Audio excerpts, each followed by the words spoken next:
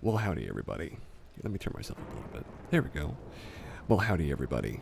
It is the 7:30 p.m. CST on the 3rd of October, 2021, and I'm here with Playful.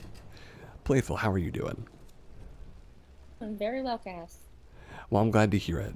So today we are talking about fantasy cities. We're talking about the Atlantises and the Hogwartses and the Emerald cities and other stuff like that too. So to begin with, when you talk about something like this, right, you have to think about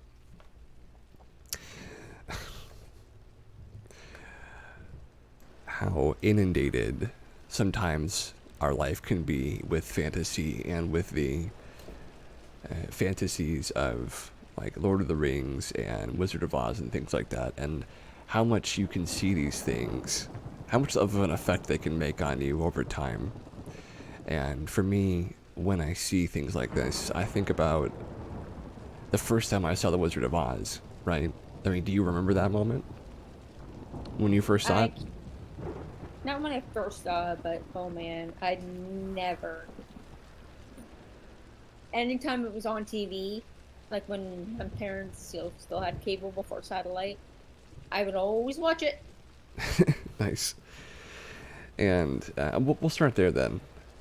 So, if you know anything about The Wizard of Oz, which I'm sure almost everybody from like my generation, and because you're not that much older than me, are you? So like from similarly our generations, I'm only gonna be 6 this year, so no. You're only 26. 36 this year. 36, yeah. So you're not that much older than me. So, as far as this whole thing goes, like, Dorothy and her friends are traveling across uh, the the plane of Oz, the reality Yep. that is there. And one of the places they go is the Emerald City, which is kind of like, if you can imagine a kind of like this perfect society for them, at least. Like, they just don't seem to have any problems, and they do whatever they want, and they all wear green, or they all wear whatever the color of the day is, right? Yeah. So they don't really seem to do a lot there, unfortunately. It's a fairly boring looking affair. But besides that, the Emerald City is kind of just this basic fantasy, you know, whatever you might think of its city. It's a very, like, Wizard of Oz itself is very much introduction to fantasy, right? It's very gateway fantasy in a sense. Yeah. And let's look up a little bit of facts about it. It's the capital city in the land of Oz, and located in the center of Oz. It was built of green glass, emeralds, and other jewels. And it's ruled by the wonderful Wizard of Oz.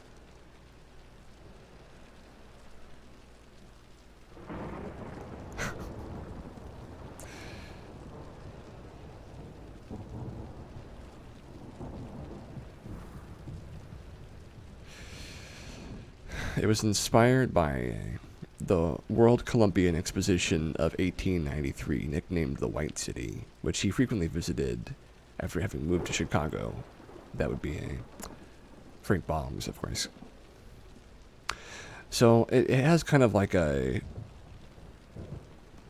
vibe of being supposedly like a perfect society. It really does seem kind of like a people just, they just dance and don't have any problems, which, of course, is very common in this sort of low, not to say that Wizard of Oz is like low thought processes, but it's not like you're going into the lore of Wizard of Oz from watching the movie. You don't have to dig very deep into it. It's very, very surface fantasy, you could say.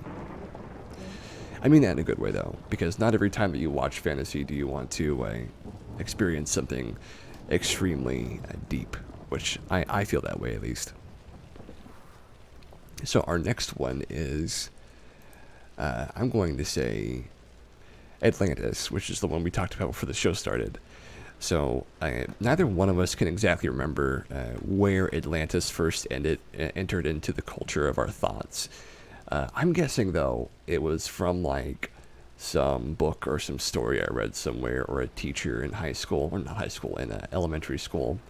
Yeah, I feel like by at least the fourth grade, I knew what Atlantis was, even if I like didn't know exactly what the.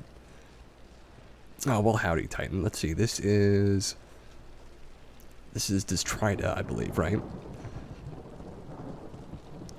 Tell me if I'm wrong, but howdy there anyway. I'm glad you could make it.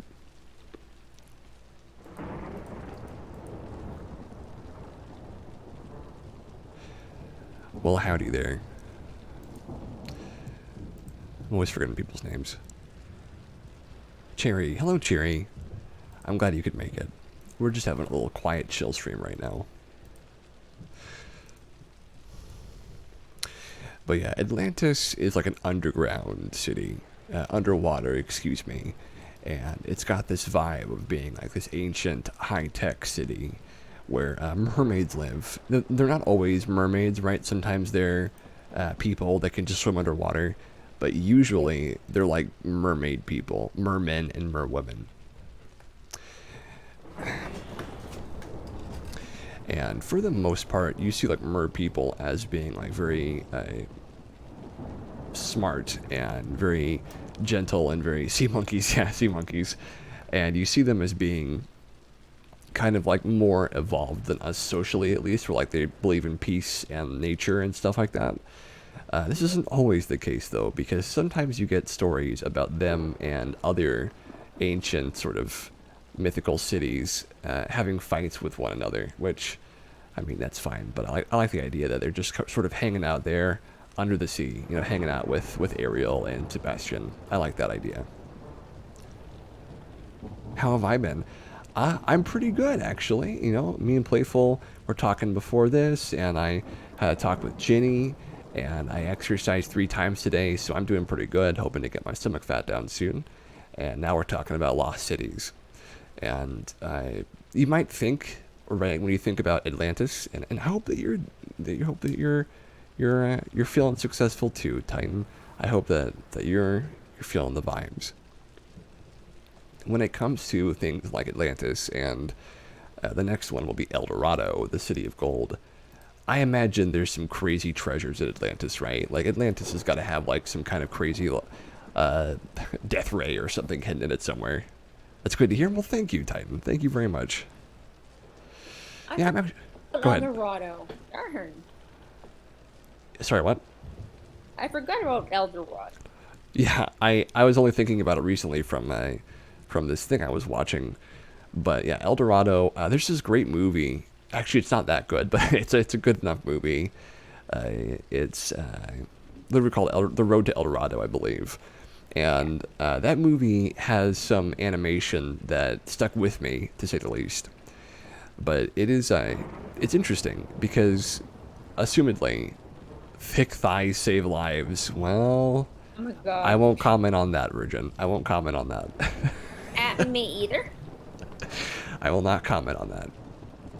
All I can say is, certainly, I kept lots of those thoughts from my childhood in mind when I rewatched it. That's what you learn from that movie. Well, there's a lot to be learned from movies like that. The same thing can kind of be learned from Space Jam, but I will not say for what reason. I'll leave that to you Good guys to think movie. of. A good movie though. Michael Jordan, not a good actor, but still a good movie. Who? Oh well. Oh well. But yeah, certainly though, something that was really fun about the idea of El Dorado is like they have magic, right? They have like necromancy and stuff like that, where they can bring people's spirits into like golems and big old cat statues. That's crazy. I mean, I already like the idea that there was like such a surplus of gold somewhere that someone was like, "Hey, let's just make a city out of it," because everyone loves this stuff. It's really pretty. And then eventually, they're so powerful and so like ubiquitously wealthy that like I mean, no one needs anything, right? Oh, great, my little thing just died. My little background.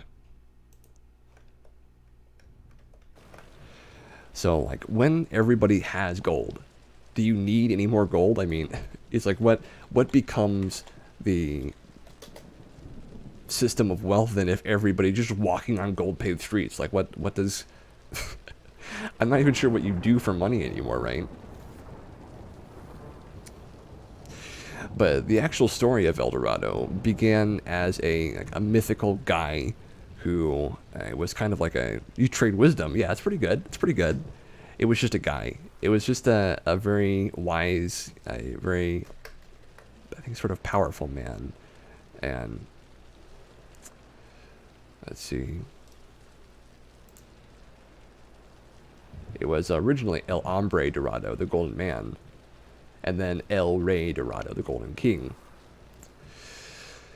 And it soon evolved more and more and more until it was called the Seven Cities of Gold.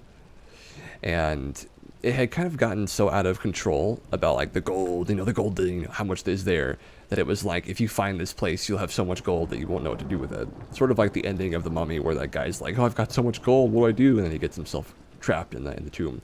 It's like that. You have to make sure that you are only taking a little bit of gold, because if you grab like just a big honkin' backpack full, you've got enough. You don't need any more. You don't need to be greedy. And I'm sure if you were in El Dorado, right, they'd be like, oh, this is money to you? I mean, I guess you can have some. We've got like stacks of it everywhere. So, I mean, they probably wouldn't mind you grabbing some bars of gold. But if you found El Dorado, right, they have magic. They're kind of like a golden age tribal people. I know George Lucas was really into that idea for Star Wars, but they're just very nice people. And, of course, they deal with their own problems. But if you remember, in that movie, there's this very strange ball game where they're like, they use this, they use an animal in place of the ball to make themselves seem like they're better at the game. And I always thought it was very strange that that movie was an armadillo. Thank you very much, an armadillo. I always felt so bad for the armadillo getting smacked around like that. But yeah, I really do enjoy fake sports games. Like, because of course, you know, they had to make that game up. They're, okay, what's the simplest game we can think of? Throw the ball through the hoop. A real game Aztecs played. Well, you know what? There you go. Wow. There you go. You caught me. I thought for sure that was like a made up movie game, but I didn't know any better. Thank you so much for correcting me. But I love the idea of any kind of sports that I've never heard of, right? Whether it's made up or whether it was created by real life societies and cultures. I had never seen a game like that before, and from a very young age, I've always been interested in games, right? You know, making them around the schoolyard or designing them for other kids to play. I guess I was just in over myself, often trying to make some way to have fun, and you know, they figured it out too. They made really fun games with their spare time. But I guess when you live in El Dorado, where literally like everything's cool and there's just giant fish everywhere that you can catch at all times, you just have nothing else to do but make up video games, make up normal games, excuse me. So you know, they had it nice. They had it great. Okay, so the next city, unless you wanted to say something more about El Dorado, Playful. Really. Okay. So we have Numenor from Lord of the Rings.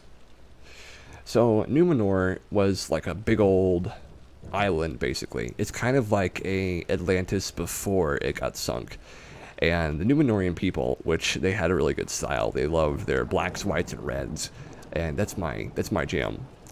So they are a people that just they're very strong, and they're very powerful and very scientific, and they know how to basically make things that can travel to heaven and have a war with heaven, because they think they're so strong. Like, well, let's just conquer heaven, you know, let's just do it, boys. And they try, and then they lose, and then their whole island gets sunk, and so it's like, oh man, you know, we really messed that up. And then there go the Yep. Numenorians. You know, they're like, oh, let's just go like raid heaven and take all their spoils. And it's like, man, that was a bad idea, guys. That was a terrible idea. But you know, power corrupts. It's a good story of that. And I just love the idea that like they sail with their ships like into space, into like the literal afterlife, and they come back just losing. Like, oh man, that was a bad fight. We were outnumbered. We were outgunned. Probably. Yeah, I know. They're like, oh man, you know, we shouldn't have done that. Nothing worse than going back to a sinking island with the tail between your legs. Yeah, really. That's just silly. And some people think that this is like a direct link to Atlantis in the Tolkien books, but it's called Atlante, or the Downfall, and it is an illusion, more than likely. Yeah, it's an illusion. Seems the ego is what destroyed these ancient civilizations. It's very true. It's hard not to get a big ego when you're surrounded by gold and science miracles and stuff, though, right? You're like, oh man, we're the best. Nothing can stop us. And then, you know, clearly they get put in their place by something. I remember that the ending of El Dorado, that like the priest guy who sees Cortez, you know, the conquistadores at the end, he's like, oh, you know, these are the true gods, and he brings them to where the opening to El Dorado is, and it's just like nothing. It's just a big old rock wall. They're like, oh well, okay, put him to the lash. You know, just bring him with us because he's interesting and exotic. But put him to the lash, and you're our dude now. And he's like, no, you know, because he gets grabbed. But it's kind of a fitting end for a jerk character. Totally. Totally. So the next one we have is Springfield from The Simpsons. And I have actually only watched the movies and like a few seasons of The Simpsons, but I remember it has the same kind of vibe as like a South Park or a Quahog. It's basically just like this city that is frozen in this perfect, like every single day in history is different for them. but it's like playing through different days per episode. Because, only in very specific episodes do any of the characters actually age or change really at all. Otherwise, it's kind of like a series of the same day progressively changing over and over again, and you're just Yeah. seeing like it from the same year. You could say like if it only had like 365 episodes or something like that, which it has way more than that now. You could Oh say yeah. you could say it only takes place over a year or whatever, but the most eventful year in anybody's life, of course. Hmm. But no, these it's a strange thing, seeing The Simpsons at like season 28 or something like that. I don't even know how far they are, but it is so bizarre that it is taking place in the lives of these people, and it seems as if nothing is actually changing from episode to episode, beyond the fact that they're becoming more topical and more sort of, uh, in my opinion, not funny. But that's just me.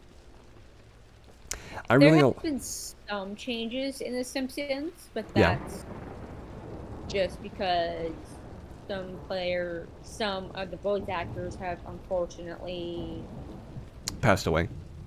yeah, like Mrs. Krabappel, her voice actor is gone.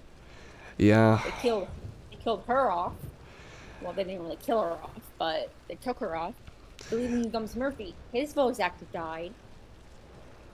so it does happen, right? I mean, that's like something you just can't control, even if you're like, oh, this perfect.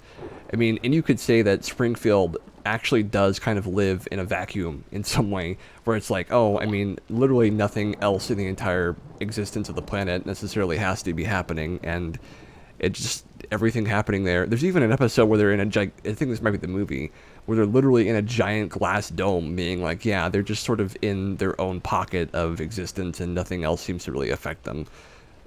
Just, barring a few instances where they leave Springfield or they have some kind of drama from modern day that doesn't really belong, but is there, for whatever reason. yeah. And I've always found that so strange. I think that everybody, at some point sort of has the moment where like, man, I wonder if they're ever going to grow up.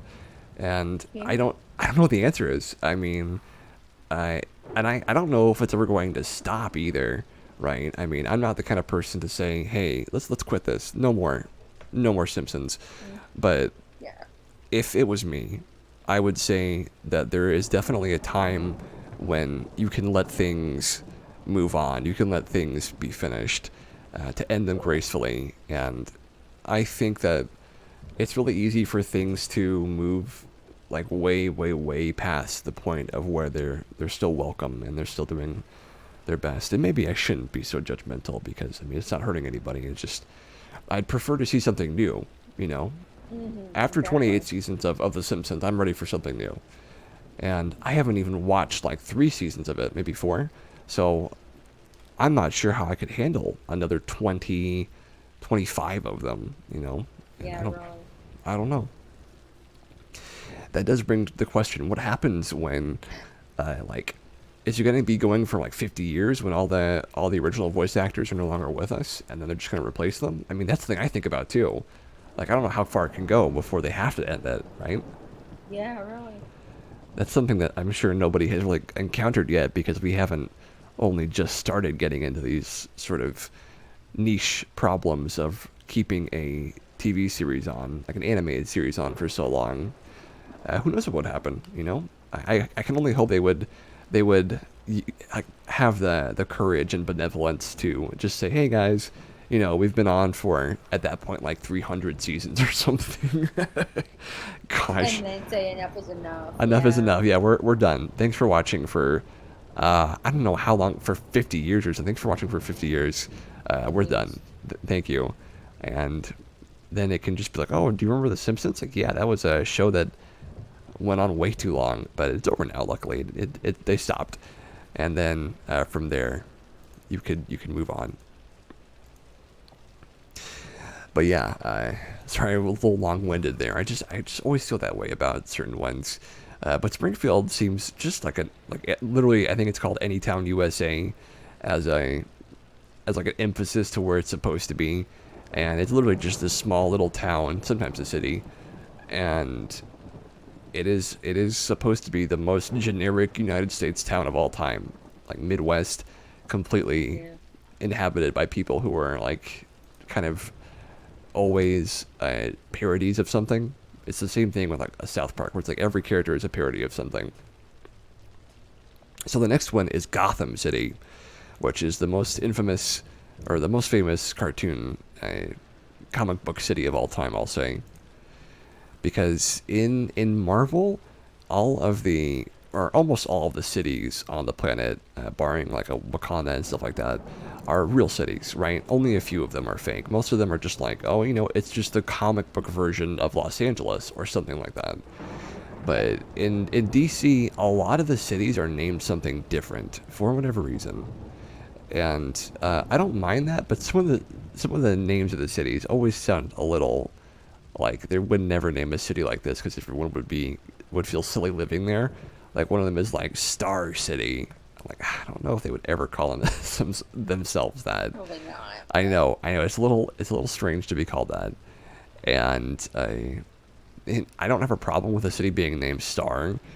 I just kind of feel like people would be a little embarrassed to live there. I live in Star City. I just feels a little silly if we named that on planet Earth. Maybe if it was like a planet on Venus or a city on Venus Yeah. named Star City, I'd be like, oh yeah, I live on Star City, Venus. But like Star City, Colorado, Yeah.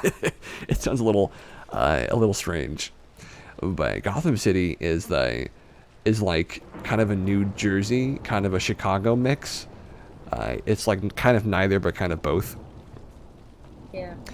And it has the most like the highest crime rate of any place anywhere, where like criminals are just everywhere. They're just for some reason there's just a lot of criminals and they're always up to no good. And worse yet, it is plagued also by Batman, who is a kind of a crazy person that beats up criminals as his pastime. And it's just this vicious cycle of criminals who get stronger and Batman who gets smarter, and then over and over and over, and then no one ever seems to win. It's just like this constant arms race of villains versus Batman. And then Batman gets a freaking partner who doesn't do exactly the greatest, but he still gets a partner. Yeah, he's had several Robins, which I've always thought was very strange that he had named every one of his new partners Robin. I don't know why. I don't know why he does that. I Neither. appreciate, and this might not be completely true, right? I'm sure there's like a niche comic somewhere where it's like he's not named Robin.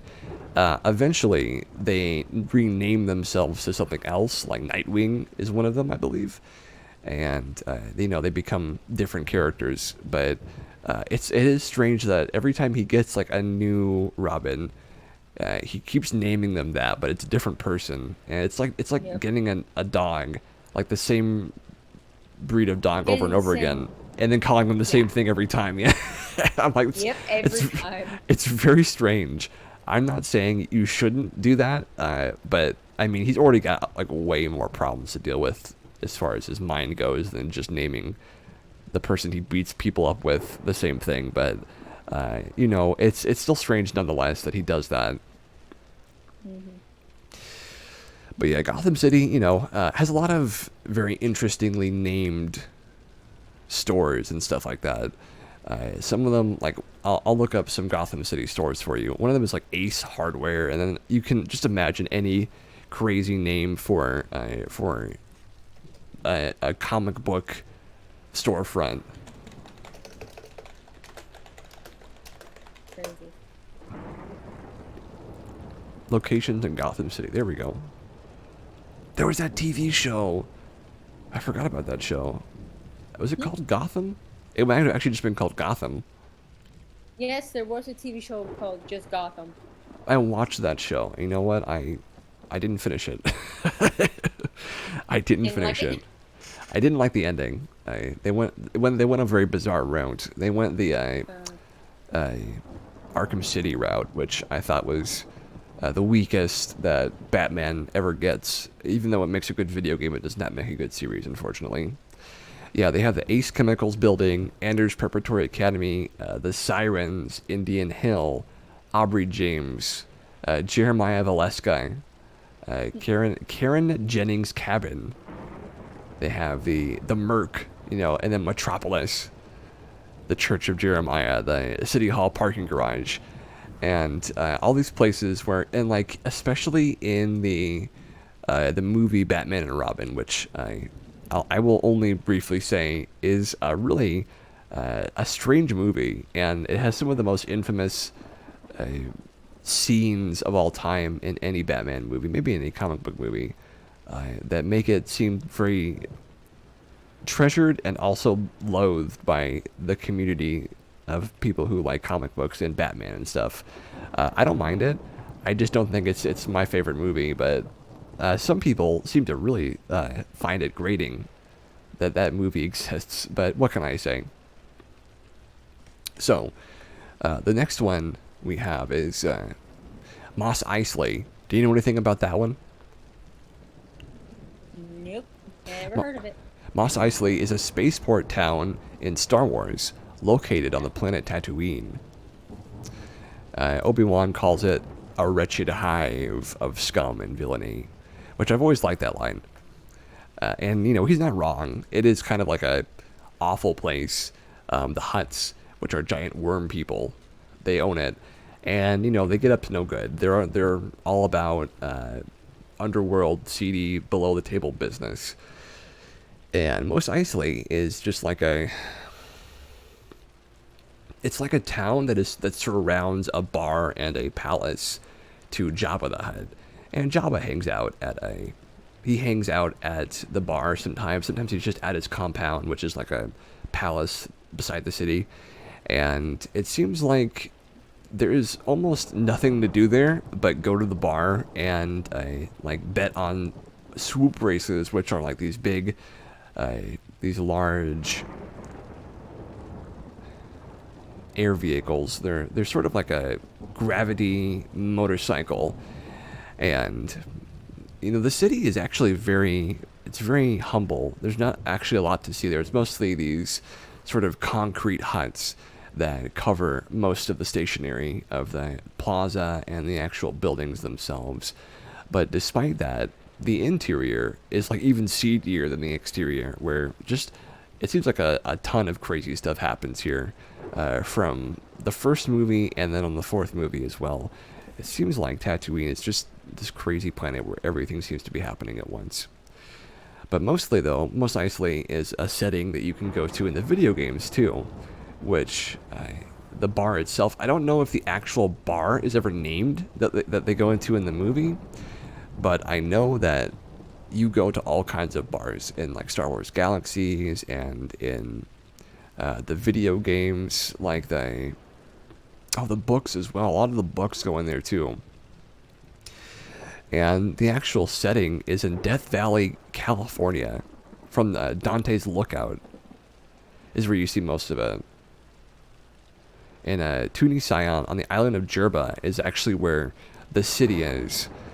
But gosh, can you imagine going to Death Valley? That sounds like a really crazy place to go, right? Like you don't go there unless it's actually called, like that's the hottest place in America from what I'm aware of.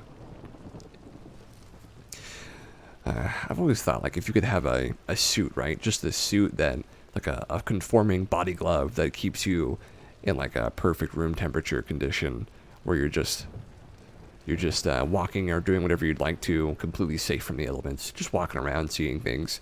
That'd be something, wouldn't it? It would be for sure. I hope I can live to see that. But also, in Mos Eisley, in the cantina, you get those awesome egghead aliens that have the if you've ever heard of that one. Have you heard of that? No, I don't think so. It's very famous in Star Wars culture. So another Star Wars city is Coruscant, and this is like a gigantic world made of cities. It's just a gigantic city planet. It's called a ecumenopolis. Oh, okay. An ecumenopolis is a planet-wide city. So the entire planet is a giant city. And basically it's a theoretical idea that you have populated the city so well that you control basically, all of the weather, all of the elements, and you've monopolized or exploited all the resources from that planet and probably others too. So it's just a gigantic like pleasure planet where everyone just sort of chills or does business, or diplomats live there, or palaces exist there. It's like a giant it's a giant like upper crust society planet. And there's other planets. I think the other one is Balmora, where you go to in Knights of the Old Republic, where there's an undercity, which is like the idea is there's like underneath the awesome and opulent planet, there's like an even sort of like darker beneath the city society. I don't think that exists on Coruscant, but even so, it is a lovely idea to have an entire planet be a city. I do get the feeling that they would need lots of interior gardens and stuff like that, though, because I've never really been so interested in not seeing like any plant life and stuff like that. So we have a few more. We have Faerun, which is set in Dungeons and Dragons in the world of the Forgotten Realms. So, I know you're not very familiar with Dungeons and Dragons, Playful. Would you like to hear a little bit about Faerun? Sure. So Faerun is a big old continent, right?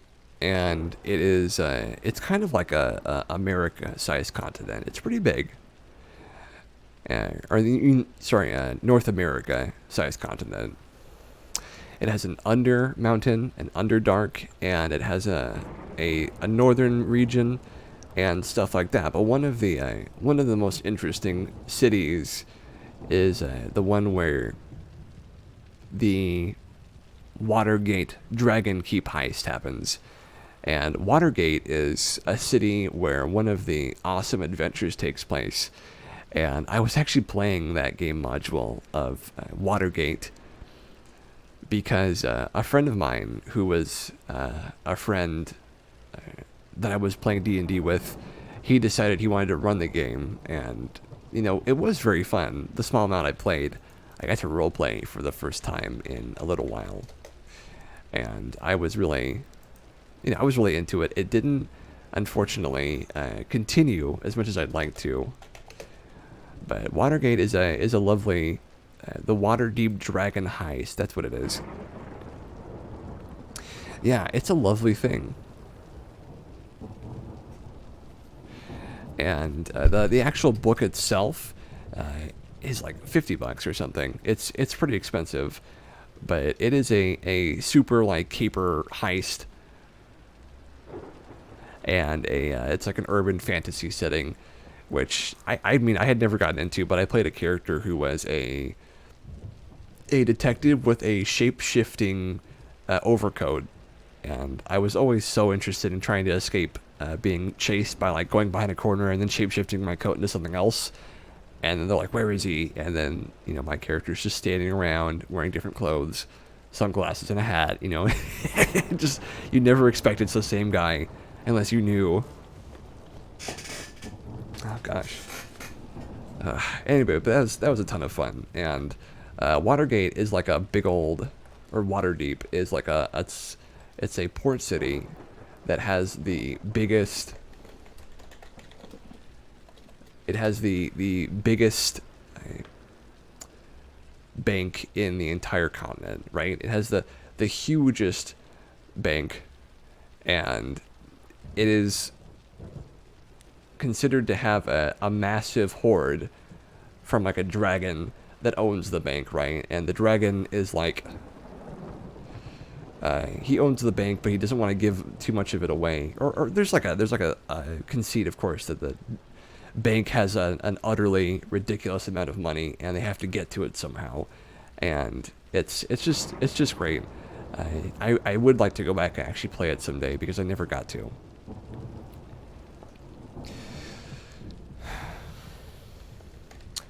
And I think the last one that I really have anything to talk about is The Imperial City from Elder Scrolls 4 Oblivion. Have you ever played any of the Elder Scrolls? No.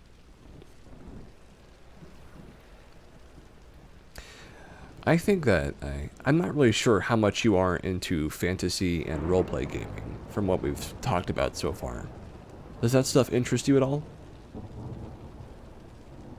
I guess it kind of just depends. I don't know. Okay. Have you ever played anything kind of like Fable or? Most of the stuff that I normally played are the Mario, the Spyro, Sure. and Crash Bandicoot. Yeah, you're very classic when it comes to games. Those are the ones I kind of grew up on. What's like one of the cities in Crash? I don't even remember. It's been forever. Here, I'll look it up for you and we'll find something.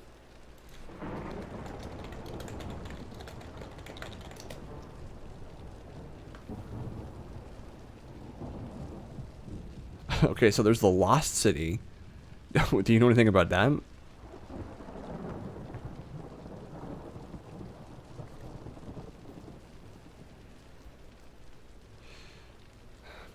But what I know about things like that is I've seen people play the crazy like hardcore extreme versions of Crash Bandicoot.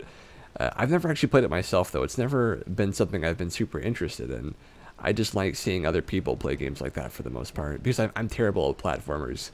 I do not have a good sense of depth when it comes to jumping around in games like that. Which I've always lamented, but I also understand that I actually can't control that. Like I was just born with uh, some depth perception issues because of actually I have to have these very specific types of glasses that have prisms in them, and they're not incredibly rare or anything. It's just they take a little more effort to make, and it means I can't wear normal glasses like everybody else, unfortunately. But you know, it's just the way it goes sometimes. But yeah, it's made me more interested in watching people play those instead of playing them myself.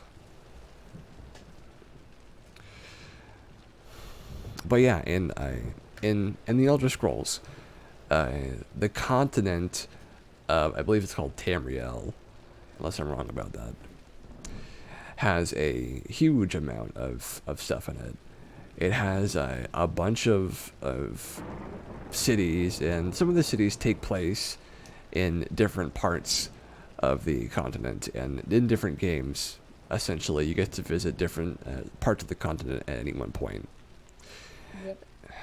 And in Oblivion specifically, you get to go to a couple of cities. I believe Skingrad is the one where this horrible gate to heck has opened up, and you know, evil demons are coming out of it. And there's this great line where you're going up to the city, and this guy like runs up to you, and he's like, you gotta get out of here. There's demons, and he's like, you're like, what demons? He's like, demons, run! There's demons, and he just like starts running off. Yeah, it's like you don't believe him, and he's still just. You think it's just this crazy guy, right? You know, it's like, oh, you know, Yeah. there's Jim running off to see the demons again because he's, you know, done whatever. But no, he's right. There are demons. Yeah. And it's a really well made map of like a destroyed city, and you have to retake the city with the town guards who are like, you know, they're not prepared for this, right? They're not prepared for a demon invasion, but Not at all. I mean, they're just dudes, right? Like they're just guys. If they were like an actual like crack team of magic fighters, then maybe, but they're just dudes. They've never even dealt with anything more than like someone stealing someone else's sweet roll or, you know, whatever. They're trained, but they're not trained for this. And you know, being the main character, you have the protagonist syndrome of being really powerful until they somehow you get involved, and it's very fun. It's actually a very fun quest. It's required for you to beat the game as well, if I remember correctly. But yeah, It's a great game. Oblivion, it did not age very well, unfortunately, but it is still a good game. But to think of it, Skyrim didn't age that well either. At least not in my opinion. It has some great stuff still, but it seems like Bethesda games do have a tendency to age a lot quicker than other games do. I wonder why that is. But yeah, if you had to choose any of these cities to live in, which one would you go to so far? I know I wouldn't choose Skingrad, I'll say that much. Oh god, no. I'm not too interested in the whole living with evil spirits from heck thing, so that's not going to be on my list. But what about you? I don't know where I'd go. They all Uh, seem interesting, but a little too much. a little too much. I would go to El Dorado, but specifically the movie El Dorado, and maybe at that exact time as well. But if I could time travel and go back to El Dorado and go into a cartoon, then that might work out. As far as the actual city goes, I don't really know if I believe in El Dorado actually ever existed, right? But I mean, the idea of a city covered in gold is kind of pretty sounding, right? Yeah, there is. It sounds pretty, nice.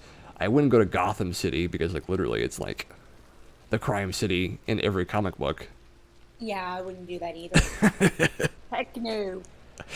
Yeah, it's like if every bad thing that ever happens to people that crime is related in comic books, like it's like 90% of them are in Gotham City.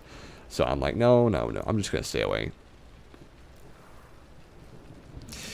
Yeah, and uh, I mean the idea of like Waterdeep or the D&D world, it seems pretty interesting, and I'm totally into the fantasy setting of it. But I don't know if I want to be in that world where like actual like dragons exist and they can just show up and destroy entire towns because they feel like it. That's pretty scary if you ask me. I don't think that's something I could really get behind. But I do think that out of all of these cities, the one that seems like the most boring would be the Emerald City. You know what I mean? Now that you kind of mention all the stuff that Gotham and the other ones do, yeah, Emerald City seems a little boring. I mean, they just seem like they dance around and change colors all day. Yeah. I don't mind that, but I mean, I'd like a little more going on. They do have a very nice hair salon, though, if you remember that part. Yes, I do. I remember the whole thing. They have a very nice hair salon, but I think that's about the only thing I can say about Emerald City besides that it's green. Oh, you know what I'm thinking of?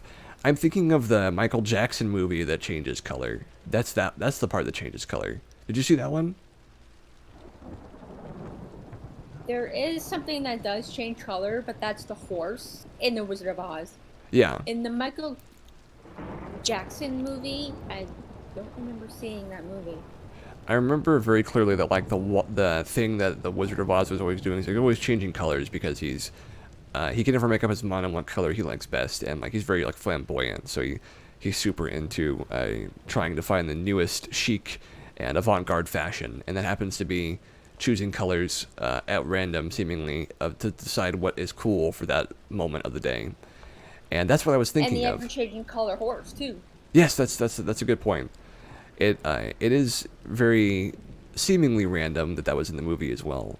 But the Emerald City, it does seem pretty boring. I mean, I like Danzig as much as the next demi guy, but at the same time, like, you have to have a little more stylish, a little more, eccentric stuff going on than just changing colors for me.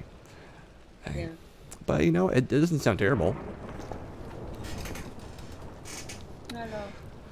But yeah, I would choose El Dorado. I would learn the magic and become like a shaman, and then I would, like, I don't know, I would become a gold man. I'd be dipped in gold and be a gold guy, dipped in gold. No, they probably couldn't melt the gold. No, I guess they could melt the gold, right? Because they can make the city. Gold's really really soft, so I guess they could melt it. Yeah. But yeah, I don't actually have a ton more about cities right now. Let me see if I can look up some cool.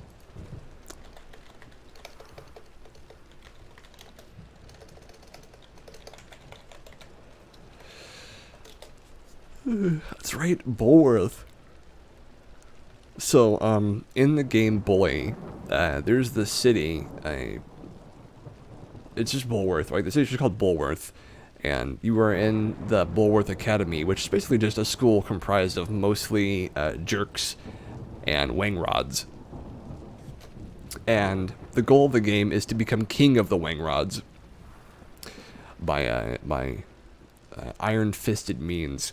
And it's a pretty cool game. I think it gets a little too crazy near the ending myself, but Bulworth is just this city that is like any video game, full of side quests and characters that are nearly on the verge of losing some property or have committed some crime or something that they need the main character to help him solve. And it's just like such a nasty place.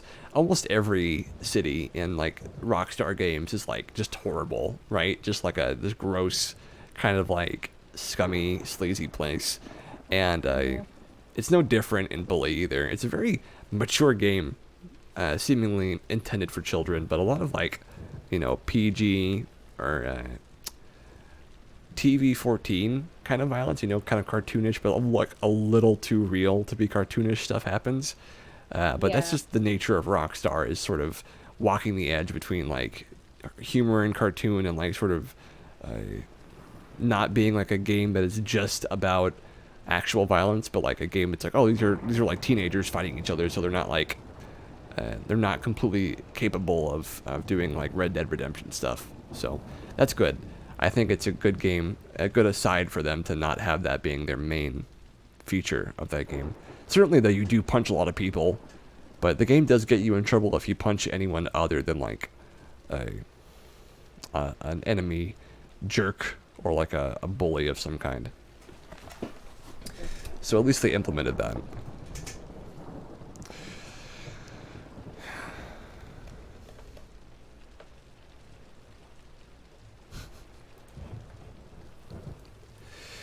Oh, so I am going to be doing something pretty soon. I am going to be looking for some new content to be making during the week. Nice. Yeah, we're going to be adding a couple of things. Probably one of the good nights. If you remember me doing those back in the day. I think so. They probably won't be an hour long, but they'll be at the 7:30 time, like normal. And I won't say exactly what days they'll be. They'll probably just be whenever I feel like I'm available for it. But yeah, it'll be like maybe 15 minutes to an hour of me helping putting people to sleep, which is that thing that I do that everyone seems to like. You know that thing? Like you do every single Saturday kind? I really like the idea of me putting people to sleep, and this show, specifically Good Night, is completely centered around putting people to sleep, right? It's completely about that. And I got away from it for a while, of course, because I went through my slump, and I stepped away from it for a while. But honestly, it was a really good thing, and I do feel like adding more content to my repertoire is never a bad thing.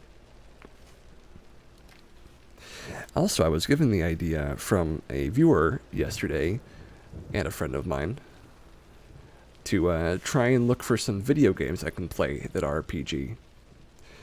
And I like the idea. I'm thinking about what kind of video games I'd like to be playing. Adventure games seem fun enough, but I need to make sure they have the right humor for me, and also the right logic, because I'm not very good at adventure game logic. My brain doesn't seem to turn that way. Like, there's this one puzzle in Sam & Max, the very first Sam & Max game that's 3D, where you're in your detective office, and there's this rat that's like, give me some cheese. And you happen to have a bunch of cheese in your office, and you don't know what to do with it, right? You have to give him the cheese somehow, but he doesn't want it, because it's not Swiss cheese. So, apparently the thing you're supposed to do is shoot it with your detective's gun, and then turn it into Swiss cheese by shooting it. But I never figured that out. And like playing it for like 2 hours, I was like, what do I do with this cheese? I can't figure it out. And I mean, obviously, it's Swiss cheese, you gotta make holes in it. But like, I I never figured that out. I had to look it up, and I've had to look up every single step of the way to do to do Sam and Max games, and I always feel so stupid because I'm like, oh man, that's so obvious, but no, I mean, I couldn't think of it. Hey, it happens. If you couldn't think of it, then just happens. Yeah, I'm always looking up the walkthroughs because I can never figure out what the intentions of the designers are as far as the logic of the game goes. Yeah, I agree on that one. Yeah, it's a tough thing Sometimes from. it can be a pain. It is. But I will find something, and then we'll see about putting a little bit of a gaming spin on the Cassius Mishima Twitch for a little while. No. Nothing with anything too serious though. Just some very light elements, some very light stuff.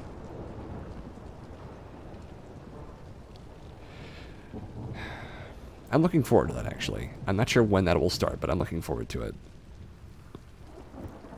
Start. You feel like it? Just let me know. Yeah, you want to get in on that somehow? That'd be cool. Well, I'd like to have you along for it. I'm not really sure what games to start with, like I said, but I'm definitely intrigued by the idea. Just like we were doing the map making that one day. That was fun too. Yeah, that was fun.